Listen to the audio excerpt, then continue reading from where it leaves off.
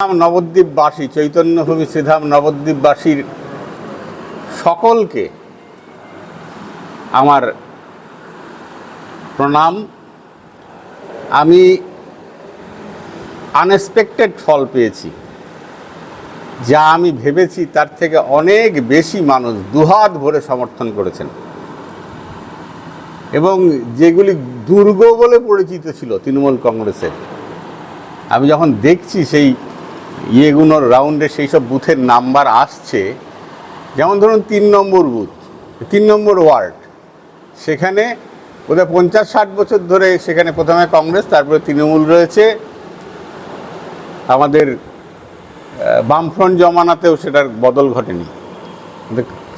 আমি গতকাল দেখছি সেখানে প্রতিটি বুথে যা তৃণমূল কংগ্রেস পেয়েছে তার ডবল ভোট আমি পেয়েছি প্রতিটি বুথে।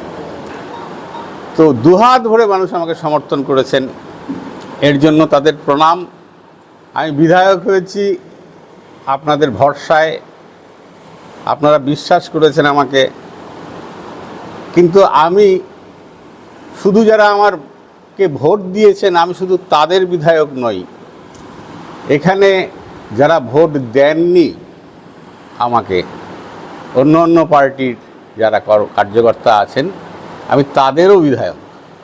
নবদ্বীপে তৃণমূলের দলীয় কার্যালয় দখল নয়, দখল হওয়া দলীয় কার্যালয়ের চাবি ফিরিয়ে দিতে হবে তৃণমূলকে। কড়া নির্দেশ নবনির্বাচিত বিজেপি প্রার্থী শ্রুতি শেখরের। নবদ্বীপে তৃণমূলের পার্টি অফিস দখল করা চলবে না, কড়া বার্তা নবদ্বীপের নবনির্বাচিত বিধায়ক শ্রুতি শেখর গোস্বামীর। যারা যারা গতকাল থেকে এই পর্যন্ত তৃণমূলের পার্টি অফিস দখল করেছে, আজকের মধ্যেই তৃণমূল কর্মীদের হাতে সেই সমস্ত অফিসের চাবি তুলে দেওয়া হবে এবং সেটি তিনি নিজেই করবেন। নবদ্বীপে কোনো বিশৃঙ্খলা বরদাস্ত নয়। যদি কোনো বিজেপি কর্মী এসবের সাথে জড়িত থাকে, তাদের বিরুদ্ধেও আইনানুগ ব্যবস্থা। এদিন প্রতাপনগরে নিজের বাড়িতে সাংবাদিক সম্মেলনে কথাই জানালেন নবদ্বীপের নবনির্বাচিত বিধায়ক। সোমবার নির্বাচনে জয়লাভ করার পরই রাজ্যের বিভিন্ন জায়গা সহ নদিয়ার নবদ্বীপে তৃণমূল কংগ্রেসের দলীয় কার্যালয় অগ্নিসংযোগের অভিযোগ ওঠে। আজ সকালেও নবদ্বীপের বিভিন্ন জায়গায় তৃণমূলের দলীয় কার্যালয় দখলের চেষ্টা করা হয় বিজেপির পক্ষ থেকে। সেখানেই কোনো মতে এসব কাজ বরদাস্ত নয় বলে কড়া ভাষায় জানালেন নবদ্বীপের বিধায়ক শ্রুতি শেখর গোস্বামী। এছাড়াও তিনি বলেন, সবার আগে তার লক্ষ্য কর্মসংস্থানের। এছাড়াও নবদ্বীপ ঘাট পর্যন্ত রেলপথ আসা নিয়ে যেসব জটিলতা সৃষ্টি হয়েছে, সেই সব সমস্যার সমাধান করেও রেলপথ খুব শীঘ্রই স্বরূপগঞ্জ পর্যন্ত আসবে বলেও আশ্বাস দেন তিনি। ঠিক কি কি আস্থা তিনি দিলেন, শোনাবো বিস্তারিত। পৃথিবীর 3 ভাগ জল 1 ভাগ স্থল, তাই পানীয় জলের অভাব নেই। কিন্তু বিশুদ্ধ পানীয় জল একটাই, বৃষ্টি অ্যাকোয়া। প্রতি ফোঁটায় আনে তৃপ্তি, মেটায় তেষ্টা। বৃষ্টি অ্যাকোয়া, বিশুদ্ধ পানীয় জল। শ্রীধাম নবদ্বীপবাসী চৈতন্যভূমি শ্রীধাম নবদ্বীপবাসীর সকলকে আমার প্রণাম। আমি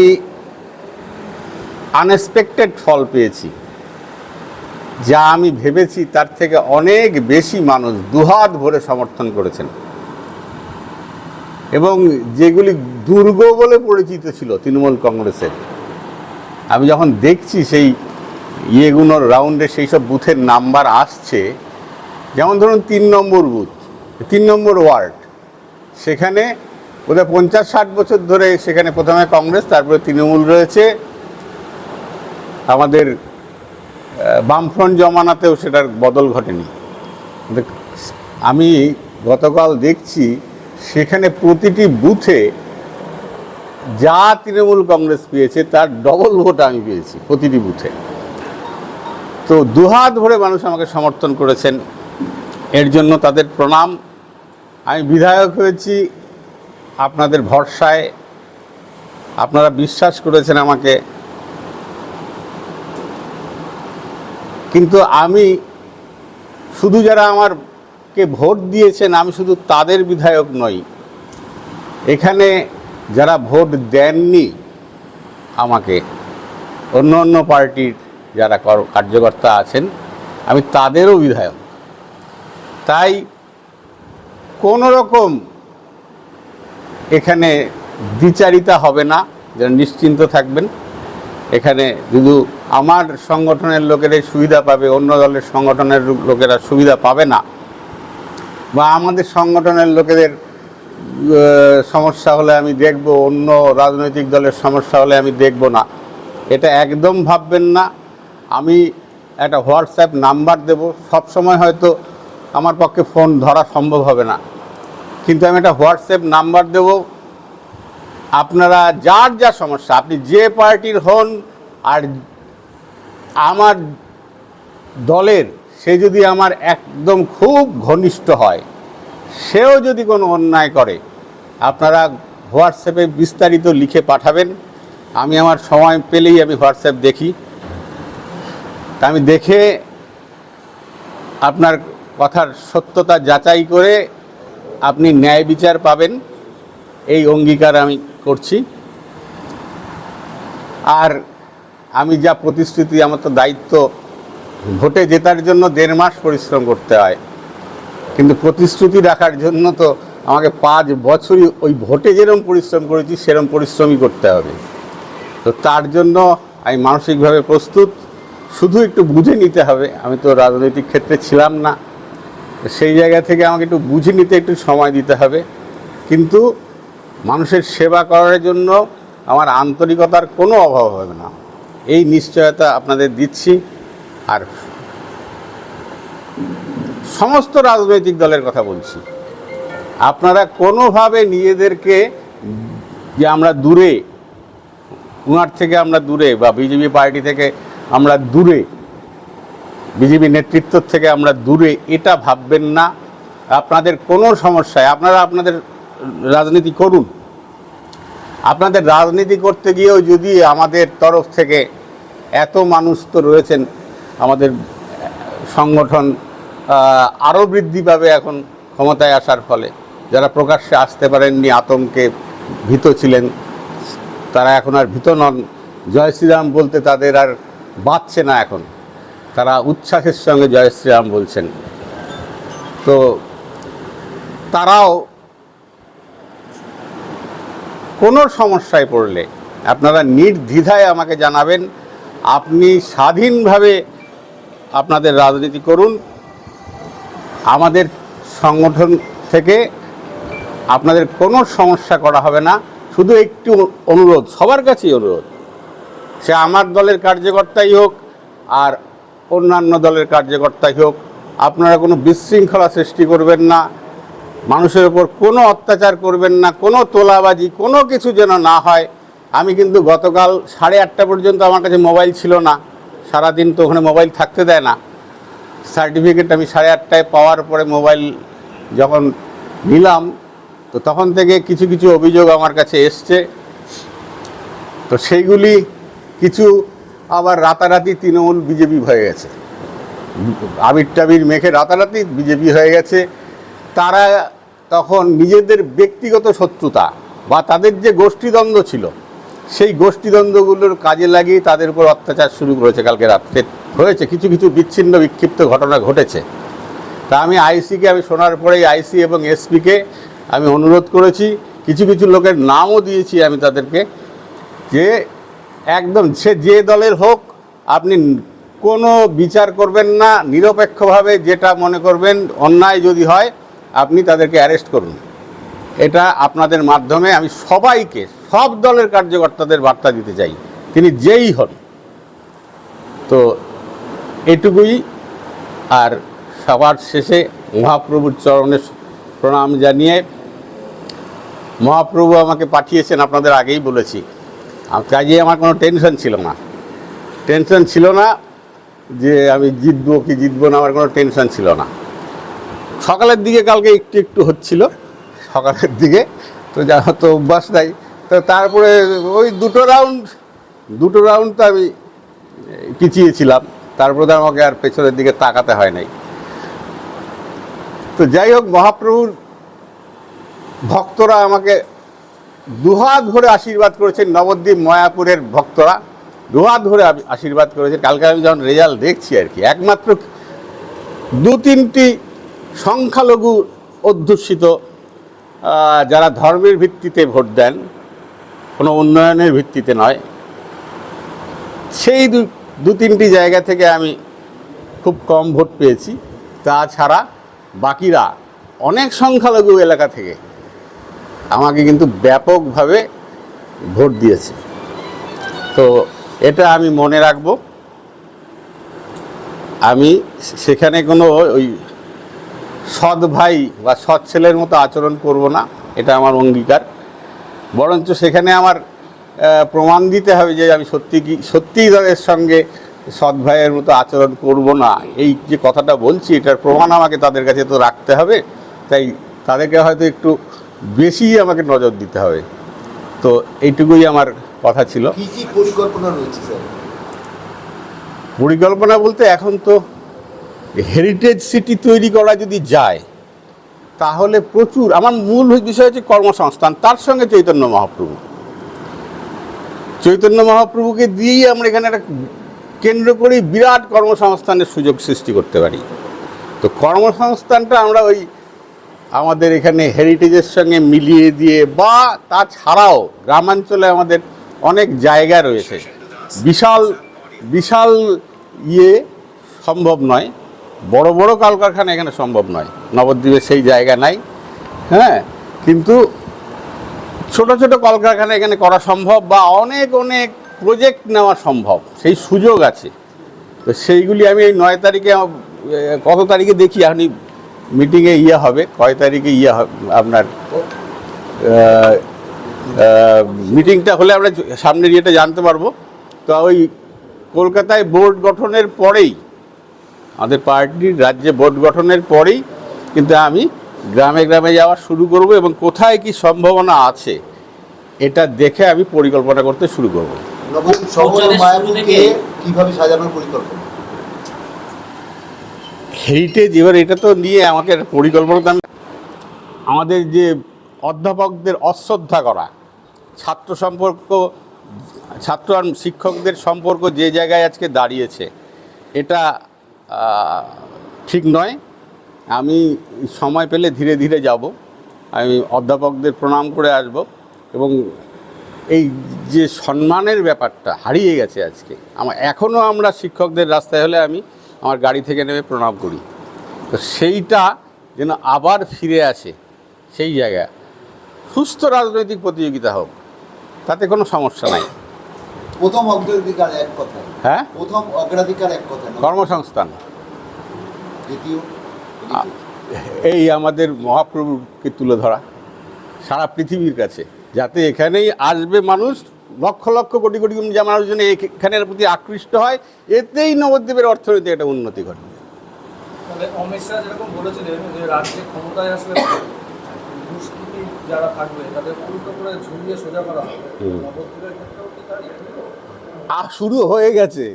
আপনি যেরকম গণ্ডগোল কিছু হচ্ছে, বিচ্ছিন্ন বিক্ষিপ্ত হচ্ছে কিছু, আমার কাছে খবর আসছে, তা আমি সঙ্গে সঙ্গে অ্যাকশন নিচ্ছি, এবং শুরু হয়ে গেছে।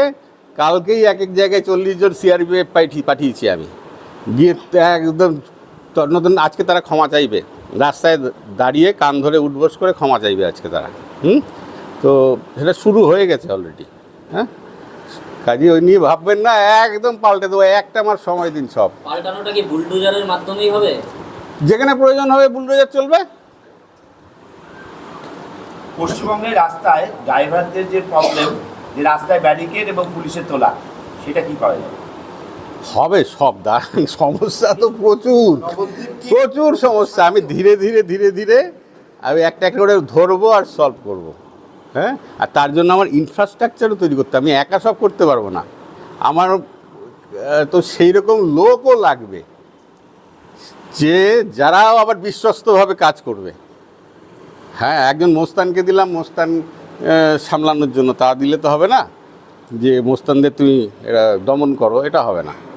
তো আমাকে সেইরকম লোক লাগবে, সৎ আদর্শবাদী এরকম লোক লাগবে, একটা ইনফ্রাস্ট্রাকচার আমাকে তৈরি করতে হবে যাতে তারা এটা দেখভাল করতে পারে। আমরা জয়ের ব্যাপারে আত্মবিশ্বাসী, হ্যাঁ। পৌরসভার ভোট নিয়ে আমরা চিন্তিত। হ্যাঁ, আজকের দিনে দাঁড়িয়ে কি বলবেন?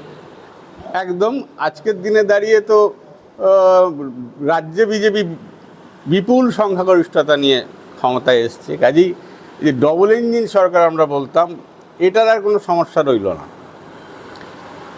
তবু মিউনিসিপ্যালিটি যদি আমাদের হাতে না আসে তাহলে কিন্তু আমরা হবে, আমরা কিন্তু কাজ করতে অসুবিধা হবে আমাদের। হ্যাঁ, এবং মিউনিসিপ্যালিটির যে দুর্নীতি, যে দুর্নীতি, এই দুর্নীতি টাকে তো বন্ধ করতে হবে, নাহলে মানুষের উন্নয়ন সম্ভব নয়। তো গতদিন আমি সম্ভবত এখনও আপনাদের নিশ্চয় করে বলতে পারছি না, 24টা ওয়ার্ডেই আমরা লিড করেছি। আমি 23টা পর্যন্ত দেখেছি, 24টা কিনা আমি দেখে আপনাদের বলতে পারবো। 24টা ওয়ার্ডেই আমরা লিড করেছি এবং ওই 1 বছর পরে যে মিউনিসিপ্যালিটি ভোট হবে 24টা ওয়ার্ডই বিজেপির হাতে আসবে এবং সেখানে তারাই কাউন্সিলর হবেন যাদের সেবার মানসিকতা আছে, হ্যাঁ, যাকে তাকে বা কোনো দুর্বৃত্তকে ওখানে বসানো হবে না লুট করার জন্য। তো এই কেউ এসে গেলেন অন্য দল থেকে একজন, আমাকে দেখা গেছিল যে নবান্নকে ঘিরে ফেলেছে আধা সেনা, এবং আপনি এখনো বললেন যে একটা দুর্নীতির ইস্যু পৌরসভার ভিত্তিতে, তাহলে কি আপনারাও পৌরসভাকে প্রোটেক্ট করার জন্য কোনো আইনি পদক্ষেপ বা কিছু নেবেন, যে পৌরসভা থেকে কোনো ফাইল যেতে পারে বা দুর্নীতি? হ্যাঁ, খবর আমি পেয়েছি, আজকেই কিছু ফাইল সরানো হচ্ছে। আমি কিন্তু এর জানি না, প্রমাণ নেই আমার কাছে, আমি খবর পেয়েছি দুর্নীতি ফাইল সরানো হচ্ছে। তো আমি বলেছি প্রশাসনকে ব্যবস্থা নিতে। আর ওই সরিয়ে টরিয়ে কিছু লাভ হবে না, ওই খুঁজে বের করা হবে সব কোথায় কি আছে, হ্যাঁ, কারা কী করেছেন তো আমরা জানি, সব খুঁজে বের করা হবে। সাধারণ মানুষের জন্য কি আপনি সকালের দিকে বা বিকেলে সময় দেবেন, বা কোথায় অফিস করবেন? এখনও এটা আমি অবশ্যই দেবো, কিন্তু এখনও তো আমি টাইমটা নির্দিষ্ট করি না। ভেবেছি যে বিকেল 5টা থেকে 7টা প্রতিদিন মানুষের জবাব অভিযোগ আছে, সেগুলি আমি শুনবো এবং চেষ্টা করব সেগুলো সমাধান করার। এটা আমি 9 তারিখের পরে আমি ডিক্লেয়ার করব কখন বসবো। কিছু জায়গায় নির্বাচনের পরে যেটা হয়ে থাকে, গণ্ডগোল হচ্ছে, উৎসাহী কিছু বিজেপি কর্মী বা ওইরকম তৃণমূল থেকে বিজেপিতে রাতারাতি কনভার্ট হওয়া কিছু দুষ্কৃতকারী কোনো পার্টি অফিস দখল করে থাকে, আমি নিজে গিয়ে, তারা নিশ্চিন্ত থাকতে বলুন, কোনো ঝামেলায় যাবেন না, আমি নিজে গিয়ে সেই পার্টি অফিস খুলে আমি তাদের হাতে নিজে চাবি তুলে দেবো, একদম নিশ্চিন্ত থাকবেন। আমাকে কিছু কর্মী পাঠিয়েছেন পার্টি অফিসগুলোকে দেখা করার জন্য। হ্যাঁ, এবং তারাও গেছে। হ্যাঁ, অনেক পার্টি অফিস খুলে দেওয়া হয়েছে, সেই তৃণমূলের লোকেদের নিয়ে এসে তাদের সেখানে বসানো হচ্ছে এটা। তাও যদি কিছু থাকে আমি নিজে গিয়ে খুলে দেবো, একদম চিন্তা করবেন না, আপনারা অযথা অশান্তিতে যাবেন না। অর্থাৎ এটা তৃণমূল সংস্কৃতি নয়, বিজেপি সংস্কৃতি। বিজেপির একদম বিজেপির সংস্কৃতি। এটা পার্টির ব্যাপার, আমি কি বলবো। আর মন্ত্রিত্ব না হলেই ভালো হয়, কারণ আমি তাহলে মন্ত্রিত্ব হলেই তো আমি পশ্চিমবঙ্গের হয়ে গেলাম। আর যদি আমি এমএলএ থাকি তাহলে আমি নবদ্বীপের থাকবো, তাহলে নবদ্বীপটাকে নজর দিয়ে আমি কাজ করতে পারবো। হ্যাঁ, মন্ত্রিত্ব হলে হয়তো ক্ষমতা আমার কিছু আরও বাড়বে, এটা ঠিক, কিন্তু আমি যে মানুষের সঙ্গে মিশি গিয়ে একদম মানুষের ভেতরে চলে যাওয়ার যে ব্যাপারটা, এটা একটু সমস্যা হয়ে যাবে তখন। আজকে যে অ্যারেস্ট হয়েছে বলছেন সকালে, তিনি কি বিজেপি কর্মী নাকি না তৃণমূল থেকে? না, আমি এটা বলতে পারবো না। একটা তোলাবাজি একটা ব্যাপার হয়েছে, আমাকে ফোন করেছিল, আর আমি পুলিশ হাতে তুলে দাও। অনেক ক্ষেত্রে দেখা যায় মানে গিরগিটির মতো বদলায় সরকার পরিবর্তন বা এমএলএ পরিবর্তনের পরে। হ্যাঁ, এক্ষেত্রে আপনারা কি পদক্ষেপ? না, ওইভাবে এখানে এসে আবার তারা মাথায় বসে যাবেন। আর আমাদের ছেলেরা এতদিন মার খেলো, জেল খাটলো, অত্যাচারিত হলো দীর্ঘদিন ধরে, তো এখানে এসে আবার তারা ওইরকম যে পার্টি আসেন এসেই মাথায় বসে যান। হ্যাঁ, টাকার অফার, আমার কাছে বহু কোটি টাকার অফার এসছে অলরেডি। তো আমি বলেছি না, আমার প্রয়োজন নেই। হোন্ডা সিটির গাড়ির চাবি আমার বাড়িতে দিয়ে গেছেন, 4 চাকার গাড়ি দেবেন বলেছেন একজন, 60 লক্ষ টাকা নিয়ে 3 দিন আমার রাত্রেবেলা পেছন ঘুরেছেন, 1 কোটি টাকা 5 জন মিলে আমাকে দিতে চেয়েছেন, এরকম বহু অফার আমার কাছে এসছে। আমি বলেছি আমি প্রতিজ্ঞাবদ্ধ, আমি কারো কাছ থেকে 1 টাকা নেব না। আমি দরকার হলে, আমার হোন্ডা সিটির দরকার নেই, আমি রিক্সা করে চলবো, আমার দরকার নেই। আমি আমার জায়গা থেকে আমি সরবো না, না পারলে ছেড়ে দেবো, পদত্যাগ করবো। জায়গা এবং মাটি মাফিয়া কি রোখা যাবে? সব হবে, শুধু একটু আমাকে সময় দিন, একটুখানি দেখবেন সব পাল্টাচ্ছে, শুধু সময় দিন একটু আমাকে। নদিয়ার সবথেকে বড় English medium school JRS public school প্রায় ৩৫ বিঘা জমির ওপর গড়ে উঠেছে বিশাল ক্যাম্পাস। নার্সারি থেকে শুরু করে উচ্চ মাধ্যমিক, ITI college, law college, BEd college, ভর্তি চলছে। জেআরএস পাবলিক ব্যালকনি বা সিঁড়ির রেলিং, মডিউলার কিচেন বা ড্রয়িং রুম, এক কথায় আপনার স্বপ্নের বাড়িকে করে তুলুন আরো সুন্দর। Chakdah ply centre, gorgeous look বা কোয়ালিটি সবে 3 number 1 Chakdah ply centre. Chakdah ply centre, KBM, Chakdah, Nadia. করবেন কেন করবেন বুঝতে পারছেন না তো? সঠিক গাইডলাইন পেতে আজই আসুন নদিয়ার চাকদাতে নিবেদিতা প্রাইভেট লিমিটেডে। Nivedita private limited, marketing and distribution service. Chakdah aluminium centre, ply, কাঁচ, laminates, kitchen fittings, door lock, window ও অ্যালুমিনিয়ামের খুচরো ও পাইকারি বিক্রেতা। চাকদা অ্যালুমিনিয়াম সেন্টার, পূর্বলালপুর 50 নম্বর রেলগেটের পাশে, চাকদা, নদিয়া। হোমওয়ার্কটা করেছো? হ্যাঁ স্যার। এ বাবা, ভুল করেছো কেন? চোখে কেমন ঝাপসা দেখছি, লিখতে আর পড়তে খুব সমস্যা হচ্ছে। চাকদার মডার্ন অপটিক্স থেকে ভালো চোখের ডাক্তার দেখিয়ে নাও। প্রতিদিন প্রকৃত চোখের ডাক্তার ও দৃষ্টি বিশেষজ্ঞ মডার্ন অপটিক্স, চাকদহে। স্যামসাং, জিও, রিয়েলমি, নদিয়ার একমাত্র অথরাইজড ডিস্ট্রিবিউটর ঘোষ কমিউনিকেশন, থানার মোড়, চাকদা। ভাবছেন 3 স্টার ক্যাটাগরিতে কাটাবে? রুম রে মাত্র 1500 টাকা থেকে স্টার, খাওয়া দাওয়া রিজনেবল প্রাইস। নদিয়ার একমাত্র 3 স্টার ক্যাটাগরি হোটেল এনবি সোনার বাংলা হোটেল, কল্যাণী এইমসের ঠিক উল্টো দিকে, কল্যাণী, নদিয়া। নদিয়া জেলার সবথেকে বড় বিল্ডার্স চাকদার মা মনসা বিল্ডার্স, রড ও সিমেন্টের পাইকারি ও খুচরো বিক্রেতা। মা মনসা বিল্ডার্স, পদ্মবিলা, চাকদা, নদিয়া। রড কেনাকাটায় থাকছে ডিসকাউন্ট অফার। মা মনসা বিল্ডার্স।